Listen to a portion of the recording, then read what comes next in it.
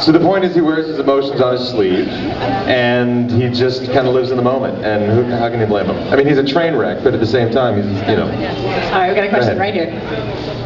One question. Where were you born? I was born in St. Louis, Missouri, right smack dab in the middle of the USA, in the heartland. All right, so once again, if you have any more questions, just raise your hand. Question for you, I'm sure most people are wondering, how long have you been married, Pat?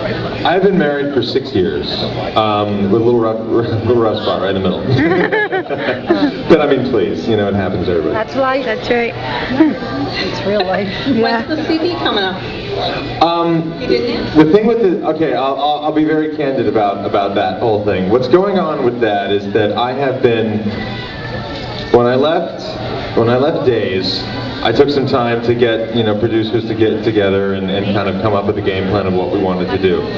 Right when things started to go, you know, the ball started to move, and we were, you know, looking at labels and everything like that and where we wanted to go, is when the B&B thing came along. And with Bold and the Beautiful, I mean, and it's a blessing, I'm not complaining at all, but they've kept me so busy since I started that I can only kind of dabble in the music side of things, and we had to put things on hold. So what we did in the meantime is my manager suggested, well, let's create a MySpace music site, and we can put your stuff on there, and it'll be out there and whatnot. But the honest to God's truth is, I haven't really had time to finish it. You know what I mean? Because you think about people. It takes, you know, a year of non-stop commitment to make an album for anybody. So for me, if I can only put in like a time here, time there, it's just taking. Believe me, I agree. I want to get this thing out as soon as possible. And the other thing with that is, like, once you release it, I have to tour and I have to promote it and everything right now, and things are just so. And again, it's a good thing, but things are just really kind of busy for me right now in Bold and Beautiful, so I can only kind of attack the music side of things when I can. But hopefully it will, you know, I can do both sometime soon. Right back here. Go ahead. Is your wife an actor as well? She is. My wife is actually on Days of Our Lives. She plays the character Nicole. What's her last name? Is she married to Victor? I think her name is Nicole Kiriakis, right? Yes. Yeah. So yeah, she's an actress. She's been on Days for. She was on Days for 8 years. Took a couple years off, and then she'll be on it like 9 years this August. Do you ever think about going back to the Days? All the time. No, going back. Like, go back. You think about going back? Going back to Days of Our Lives? Yeah. Yeah, I think about it all the time. Yeah. I actually, I had. I don't watch Days that much, but I hear they're like talking about the character a lot. All the time. I hear I'm in rehab. You are. You're a drug addict. And you and Chloe just got a divorce. We did? Yeah, you got a divorce. I'm not married to Chloe anymore? That's No. terrible. You know, look what they do behind my back. No, honestly, what happened with, to answer your question, there was a period of time last year where Ken Corday, who is the executive producer, head honcho, owner of Days of Our Lives, tried to get me to do like a crossover onto Days of Our Lives, to do some scenes, to kind of get some story moved along with Chloe and things like that.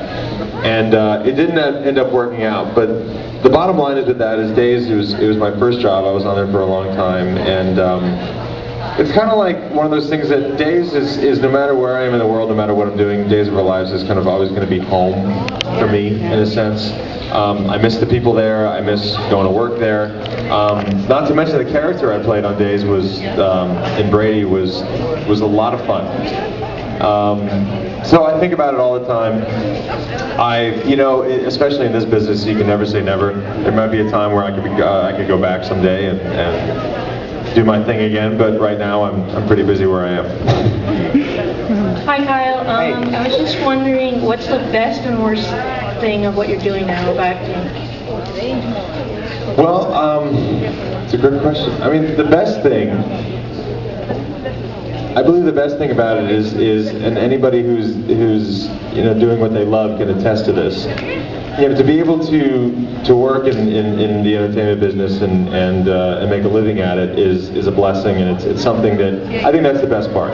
To be able to do what you love. I don't care what you love to do, but if you're able to make a living and doing it, it's a true blessing, and it's the best part about life, I think. I can't think of like a worse part because of what I did. I don't want to contradict what I just said, but if there's any downside, if you will, is the fact that there are times where I really don't have a lot of time to devote to my family or to my friends or things like that.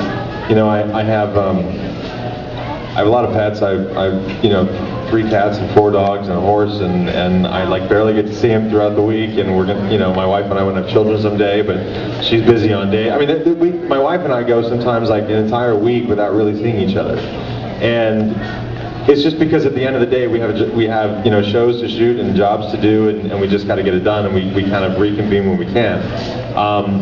So that's kind of tough. And me, I'm a very family-oriented person. I have a lot of family values. I like to come back to this side of the country, and I'm not in the States, Kyle. I'm in Canada, but this side of the continent, to New York to visit my parents, and I still have a lot of friends in New York, and I like to take the time to, because I believe that relationships with your friends and your family are what are most important, and I sometimes don't have a lot of time to devote to that, so that's kind of the downside.